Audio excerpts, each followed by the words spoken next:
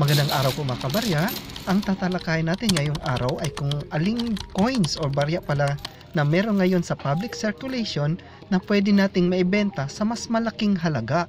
Ito rin po yung madalas na tinatanong through messages o kaya sa mga comments kung aling barya nga ba talaga yung pwedeng maibenta. Ito ay yung mga aspirant na mga coin hunter or magiging coin trader na later on.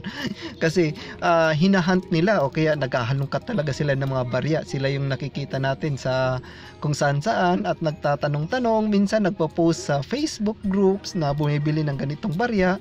So sila na yung mga coin hunter na tinatawag na ganon. And then pag nakahunt sila or nakahanap ng barya, yun naman ay inaalok nila sa mga coin collectors.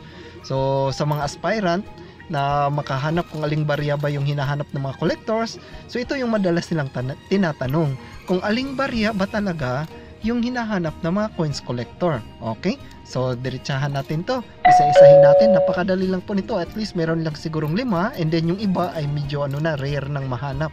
Pero itong top 5 o kaya masabi nating top 4 ay napakadali lang dahil medyo marami to sa circulation, tsaga anong talagang maghanap. Ito po yung nangunguna na year 2006 na 25 centavo. Check nyo po mawaigi yung photo, dapat same po talaga sila. Huwag na po tayong tumawad pa kasi madalas yan sinasabi, same year po sir. Oh, no, pwede.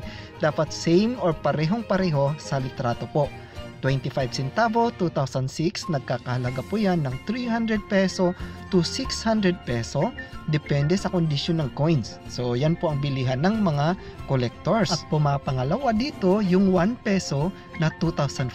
Ito sikat na sikat sa mga collectors. Madalas kong nakikita sa mga online auctions. So kung bintahan din po nito ay nagkakahalaga ng 300 to 600 peso. At depende na rin po siya sa condition. Minsan tumataas pa yung value. Depende po talaga kasi meron akong nakita nito, nagbebenta na rin ng 800 to 1,000. But medyo pahirapan niya ding i-dispose pag mahal din yung benta natin. Basta yung range niya 300 to 600. At ang pangatlo ay yung 5 peso na year 2006. Nagkakahalaga siya ng 600 to 900 peso.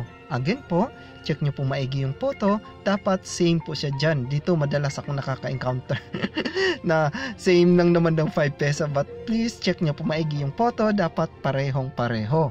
At ang nasa pang-4 at pang-5 pwesto, pinagsama ko na lang sila dahil parehong tig 10 piso lang naman maliban sa year. Ito ay ang 10 pisong 2007 at 2009. Okay? Tingnan maigi po yung photo po natin kasi po marami tayong 10 piso. Dapat yung lumang 10 piso, yung may dalawang kulay, na may kulay brush or yellow at yung nickel, yung sa pang-outer ring niya. So year 2007 at year 2009 po yung hinahanap natin dyan.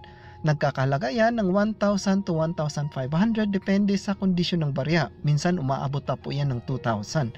Kaya check natin maigi yung ating mga 10 piso na meron tayo sa ating mga bulsa.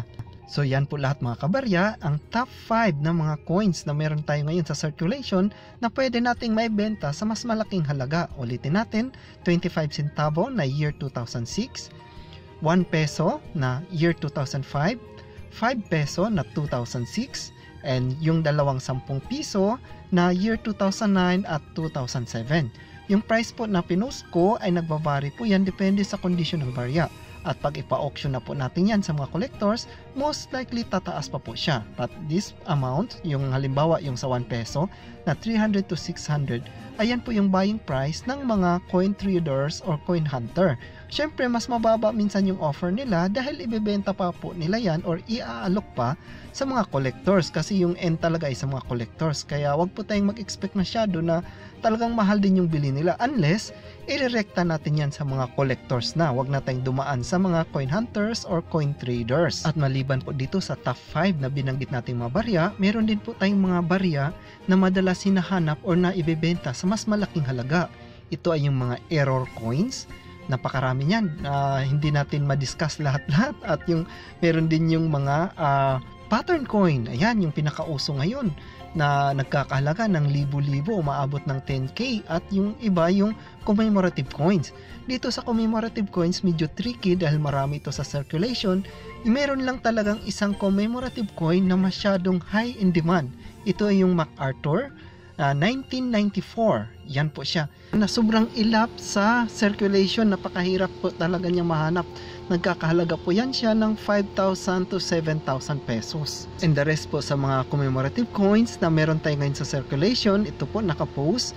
Huwag nyo na po itong pagkaabalahan. Hindi po yan siya nabibenta. Huwag po tayong magpalinlang sa ibang nagpo-post online na nabibili daw po ito sa malaking halaga. Maliban na lang kung ito ay naging error, nagkaroon siya ng restrike, rotated error, double strike at iba nung klase pang error.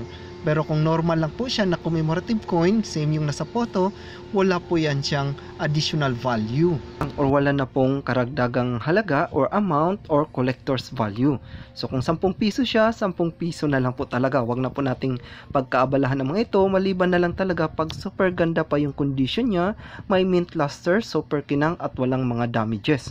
Most likely may bibili pa rin po, pero not much na talaga siya. Halimbawa yung 10 peso, bibili na lang nila yan ng 20 to 30 peso. Tsambahan na lang. Minsan wala na po talaga. Yung mga ganitong common na commemorative coin, binibili lang to ng mga collectors pag naka-blister pack galing sa Bangko Sentral na disenyo. Pero pag galing na sa circulation, most likely, sorry, wala na po talaga. Kaya focus na lang tayo dito sa ating top 5 na may malaking chances na makikita pa natin sa circulation. So that's it po mga kabarya. Please support din po yung aming channel. Please click like, subscribe, and pwede rin pong mag-comment kung may mga katanungan. Maraming salamat po at maligayang Pasko!